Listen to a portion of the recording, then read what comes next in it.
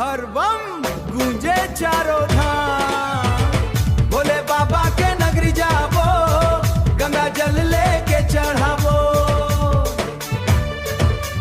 बेलपत्ता और धतुरा लेके चरण में अर्पण करबो। दूध दही और गंगा जल ले भोले के अभिषेक करबो।